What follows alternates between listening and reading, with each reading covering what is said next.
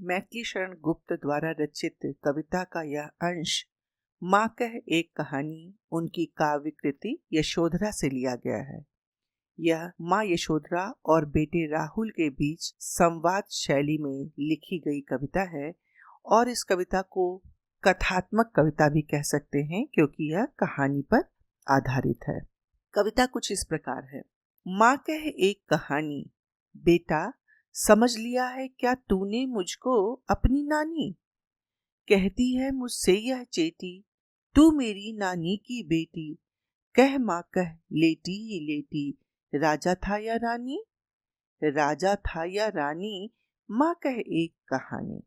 इस कविता का अर्थ है, बेटा राहुल अपनी माँ यशोदा से आग्रह कर रहा है और कह रहा है, माँ मुझे कहानी सुनाओ ना।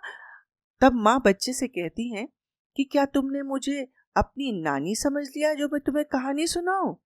बालक राहुल कहता है, माँ मुझसे ये जो दासी है ना, ये कहती है कि आप मेरी नानी की बेटी हैं और नानी मुझे कहानी सुनाती थी, इसलिए आप भी कहानी सुनाइए।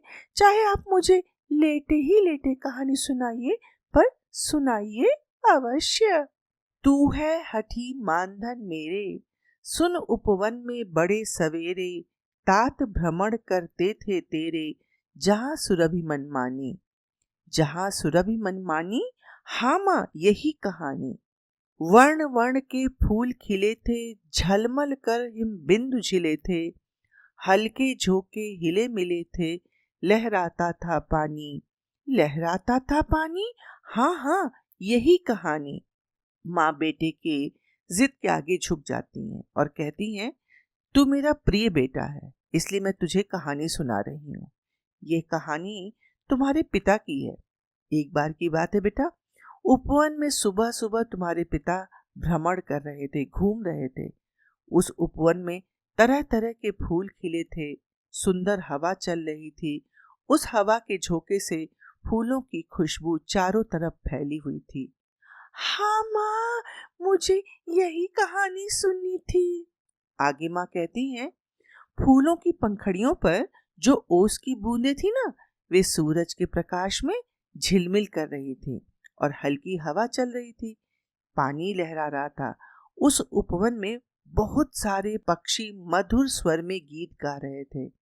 पानी लहरा रहा था, हाँ माँ यही कहानी। गाते थे खग कलकल स्वर में, सहसा एक हंस ऊपर से गिरा बिद्ध होकर खरशर से। हुई पक्ष की हानि, हुई पक्ष की हानि, करुणा भरी कहानी। माँ कहती है कि जहाँ पक्षी मधुर स्वर में गाते थे, उसी बाग में अचानक एक तीर से घायल हंस तुम्हारे पिता के सामने आ गिरा। तीर लगने से घायल हो जाने के कारण वह पक्षी पीड़ा से तड़प रहा था। हाँ माँ, ये सत्य है, पक्षी को दर्द हो रहा होगा। ये तो करुणा से भरी कहानी है। मेरा दिल भी हंस के दुख से दुखी हो गया। चौंक उन्होंने उसे उठाया, नया जन्म सा उसने पाया। इतने में आखेटक आया, लक्ष्य सिद्धि की मानी। लक्ष्य सिद्धि की मानी, कोमल कठिन कहानी। माँ कहती है कि तुम्हारे पिता ने बेटा चकित होकर उस घायल हंस को उठाया जिसे तीर लगा हुआ था। जब उन्होंने उस हंस को उठाया तो उसने एक नया जीवन सा पाया। उसे लगा मेरा जीवन यहाँ बच सकता है। तभी वहां शिकारी आ गया और आते ही उसने हंस की मांग की, क्योंकि उसके ही तीर से घायल होकर के वह हंस तुम्हारे पिता के समक्ष उनके आगे आ गिरा था। शिकारी का कहना था कि मेरे तीर से घायल यह पक्षी मेरा हुआ, इस पर मेरा अधिकार है। क्या कहा? उसने घायल हंस पर अपना अधिकार जमाना चाहा। ये कहानी तो मन को दुखी करने वाली कहानी है, साथ ही कठिन भी है। मांगा उसने आहत पक्षी, तेरे तात किंतु ते रक्षी। तब उसने जो था खग भक्षी, हट करने की ठानी। हट करने की ठानी, अब बढ़ चली कहानी। शिकारी ने जब घायल पक्षी की मांग की, तब तुम्हारे पिता ने उसे पक्षी देने से मना कर दिया, क्योंकि तुम्हारे पिता ने उसकी रक्षा की थी। दोनों अपने अपने विषय के पक्ष में तर्क दे रहे थे। शिकारी कह रहा था कि शिकार करने के कारण हंस पर उसका अधिकार है, और तुम्हारे पिता कह रहे थे कि रक्षा करने के कारण इस हंस पर मेरा अधिकार है। यह मेरी शरण में आया है, मैं इसे तुम्हें नहीं दे सकता। शिकारी अपनी जिद पर अड़ा रहा। अच्छा, शिकारी हट कर रहा था। अब तो कहानी और आगे बढ़ चली। हुआ विवाद सदय निर्दय में, उभय आग्रही थे स्वविषय में। गई बात तब न्यायालय में, सुनी सभी ने जानी। सुनी सभी ने जानी, व्यापक हुई कहानी। इस प्रकार दया से भरे हुए तुम्हारे पिता और निर्दयी उस शिकारी में विवाद बढ़ने लगा। दोनों अपने अपने विषय के पक्ष में तर्क देते थे। अतः यह मामला न्यायालय तक पहुंचा, जहां लोगों ने सबकी बातें सुनी और जानी। ओहो, सबने सुनी और जानी, अब तो कहानी चारों तरफ फैल गई। राहुल, तू निर्णय कर इसका, न्याय पक्ष लेता है किसका?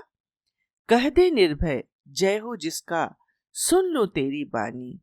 माँ, मेरी क्या बानी, मैं सुन रहा कहानी। माँ कहती है अपने बेटे से कि राहुल, तुम बताओ कि न्याय किसके पक्ष में होना चाहिए। देखो बेटा, निर्भय होकर तुम अपने मन की बात मेरे समक्ष रखो, मैं तुम्हारे विचार जानना चाहती हूँ।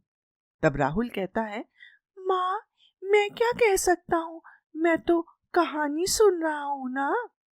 कोई निरपराध को मारे तो क्यों कोई अन्य न उबारे, रक्षक पर भक्षक को वारे, न्याय दया का दानी। न्याय दया का दानी, तूने गुनी कहानी।